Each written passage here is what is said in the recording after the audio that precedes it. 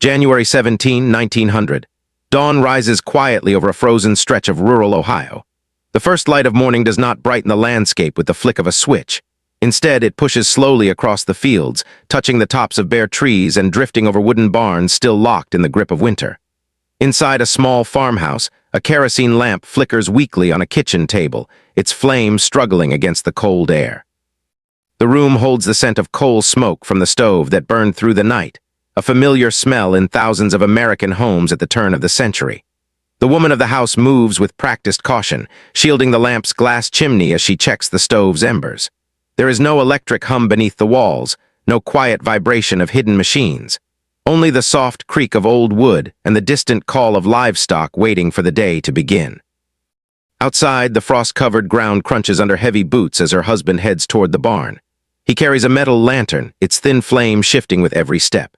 His breath clouds in the air, rising like small ghosts against the pale sky.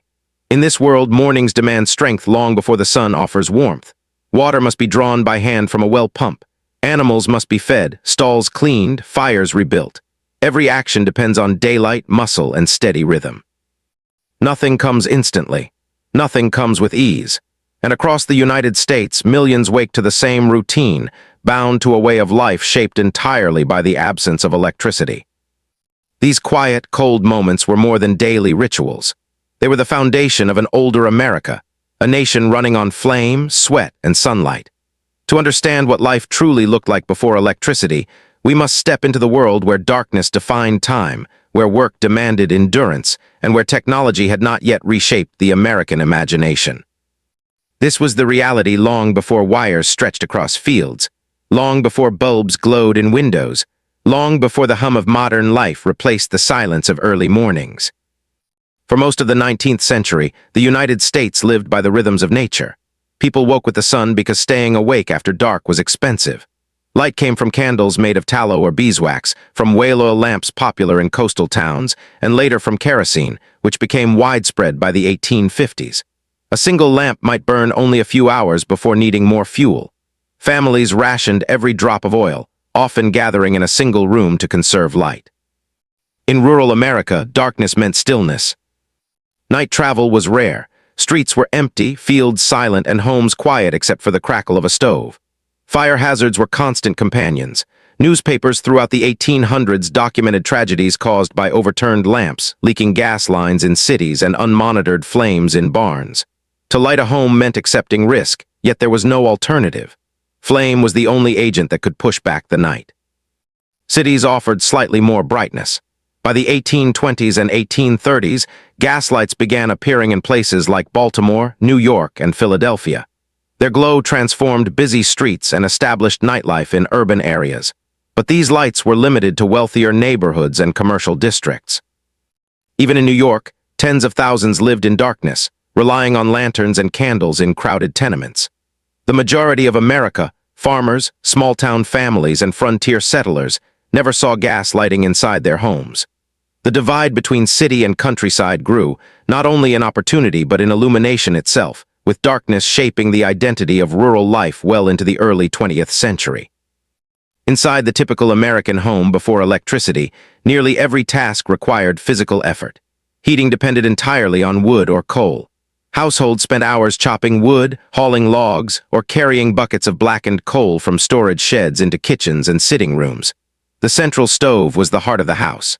Winters meant tending the fire constantly, because once a stove went cold, it could take hours to bring the room temperature back to bearable levels.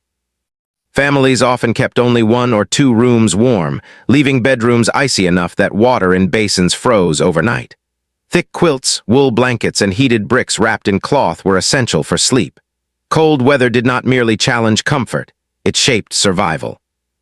Cooking was equally demanding. Wood-fired stoves required precision and experience. There were no dials, no thermometers embedded in appliances.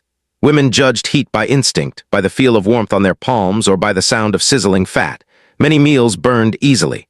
Bread could blacken on one side while remaining raw on the other. Maintaining a steady temperature meant tending the fire, adjusting dampers, and feeding fuel hour after hour. In summer, the heat from the stove turned kitchens into sweltering chambers. With no electric fans or refrigeration, food spoiled quickly. Ice boxes, cooled by large ice blocks harvested from lakes or delivered from ice plants, were the closest equivalent to modern refrigerators. They required constant monitoring, drainage, and frequent refilling. Ice was precious, especially in southern states where warm climates made preservation difficult.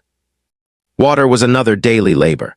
Without electric pumps, every drop had to be pulled from wells with hand pumps, carried inside by bucket, or gathered from rain barrels during storms. Bathing meant heating water on the stove and carrying heavy pots to wooden tubs. Laundry days could consume entire afternoons, with clothes scrubbed by hand on washboards and hung outdoors to dry. The absence of electricity meant that basic cleanliness demanded endurance.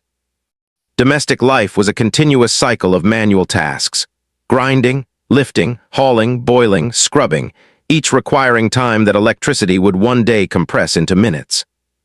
In early American farms, the lack of electricity shaped not only homes, but the entire agricultural economy. Farmers relied on horses, oxen, and human muscle to plow fields, transport goods, and operate machinery. Windmills powered some water pumps, but these structures depended on weather and could not be relied upon consistently. Grain milling required water-powered mills found along rivers and creeks, often miles away from small farms. Harvesting was done with scythes, and sickles long before mechanical reapers became common. Washing milk cans, cleaning barns, churning butter, and processing crops demanded countless hours of labor. Rural life ran on endurance.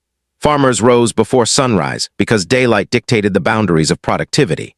The introduction of electricity in rural America did not occur widely until the 1930s and 1940s under the Rural Electrification Administration, meaning that earlier generations lived through entire lifetimes of darkness and physical toil. In workshops and small industries, hand-powered tools dominated. Blacksmiths pumped bellows by foot. Carpenters used manual saws, braces, and planes. Printing presses required muscle to turn large wheels and levers. In textile mills before electrification, water wheels and steam drove machinery, and workers risked injury in crowded, noisy rooms with no electric lighting. Factories were dim places, dependent on windows and skylights for illumination. When clouds rolled in or winter forced shorter days, productivity dropped sharply. Conditions were dangerous. Reports from the U.S. Department of Labor in the late 1800s document frequent workplace accidents caused by poor visibility and mechanical hazards that later safety measures would reduce. The absence of dependable light extended danger into every corner of industrial America. The spread of electricity began slowly. Thomas Edison's Pearl Street Station in New York, opened in 1882, provided electric light to a few hundred customers in Lower Manhattan. It was a historic step, but the nation remained largely untouched. Electrification required infrastructure: wires, poles, generators, transformers, elements that took decades to expand. Wealthy districts and prominent businesses received power first.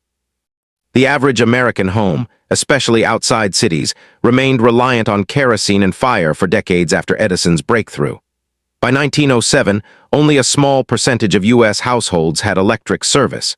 In rural regions, the number was even smaller, less than 10% by the 1930s. Many families lived their entire lives without ever flipping a switch. Electricity's absence also shaped communication. There were telegraphs by the mid-1800s, but these were tools for businesses, railroads, and government agencies, not common households.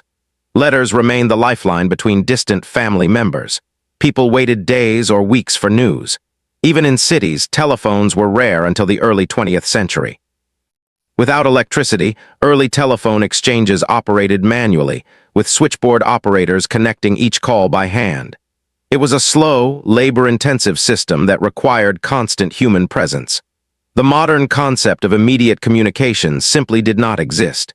Information traveled at the speed of paper and ink. Nighttime itself carried a different meaning. In the absence of artificial light, the night sky dominated the American landscape. Stars filled the heavens with brilliant city dwellers today rarely witness. Farmers timed harvests by moon phases.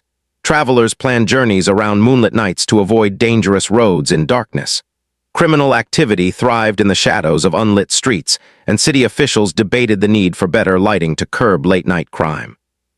Diaries from the 1800s frequently describe the eerie silence of nights untouched by electricity. In villages, doors were locked early, and families gathered around stoves or lamps to read, talk, or simply rest after long days. The modern concept of constant entertainment, screens, music, illuminated nightlife was unimaginable. When darkness fell, life slowed. People slept earlier, woke earlier, and shaped their routines around the natural world. The absence of electricity influenced medical care as well. Hospitals in the 19th century operated without electric lights, relying on sunlight, lanterns, and gas lamps for surgeries and examinations. Medical tools were sterilized using heat, and refrigeration for medicines was primitive at best. Doctors made nighttime house calls carrying lanterns. Street accidents or injuries after dark often proved fatal simply because visibility was poor and medical help operated under severe limitations. The introduction of electric lighting in hospitals during the early 1900s revolutionized medical practice, improving sanitation, precision, and emergency care, an evolution impossible to appreciate without understanding the hardships that preceded it. Beyond labor and practicality, electricity reshaped human imagination. Before electrification, the idea of a constantly running machine, something that needed no coal, no fire, no steam, no muscle, felt almost magical. Early electric light demonstrations in public squares attracted crowds. Newspapers from the 1880s describe spectators cheering when streets lit up at night for the first time.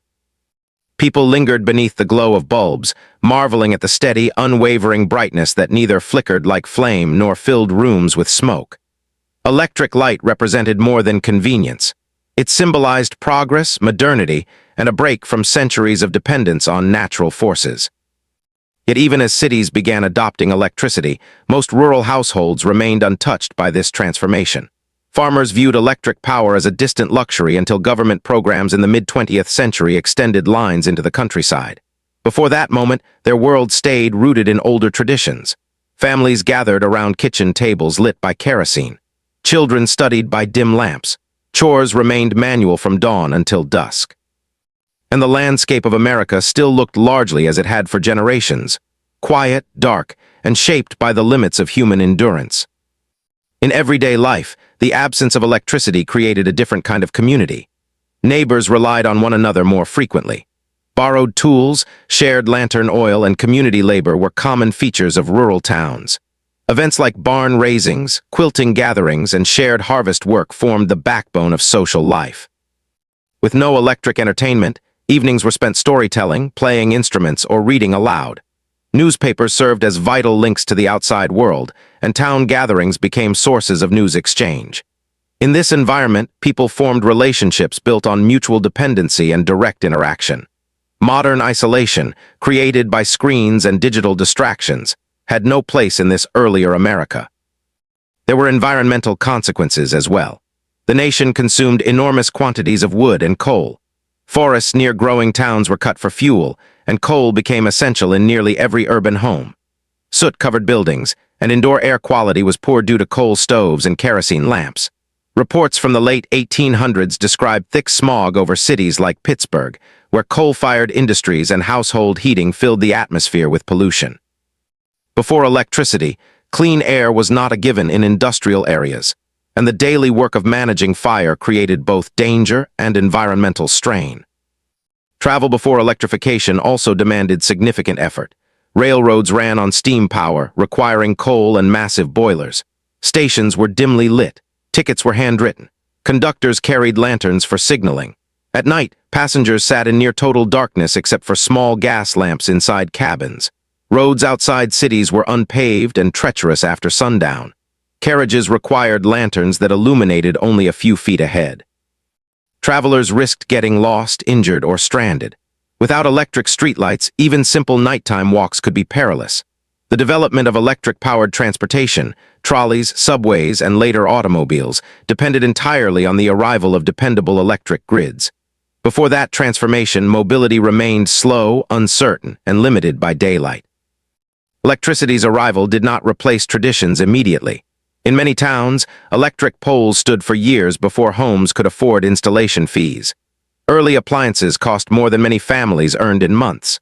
Some households continued using kerosene lamps long after electric service became available. But once electricity entered a home, once a single bulb glowed overhead, everything changed. Tasks that once took hours could be completed in minutes. Chores shifted from exhausting to manageable. Nights became safer, streets became brighter, factories ran longer shifts, communication accelerated, entertainment, through radio and later television, connected distant communities. Yet beneath that modern landscape lies the memory of an earlier America, an America that rose with the sun, worked by muscle, and rested with the darkness. Understanding that world provides a deeper appreciation for how radically electricity reshaped the nation. It transformed homes, industries, medicine, transportation, and culture. It altered expectations, routines, and dreams. It redefined the pace of life itself. And so, when we imagine life before electricity in the United States, we must picture more than dim rooms and flickering lamps. We must see a nation built by hands that labored without mechanical help, families who faced winter cold without electric heat, workers who relied on daylight to survive dangerous jobs, and communities that found strength not through devices, but through one another. It was a world quieter, slower, more fragile, and in many ways more connected to the natural environment than anything we know today. As the sun sets on that era, replaced by glowing bulbs and humming wires, the memory of this earlier America remains etched in history. A reminder of how far the nation has come, and a testament to the resilience of those who lived their lives guided not by switches or machines, but by the enduring rhythms of the earth itself.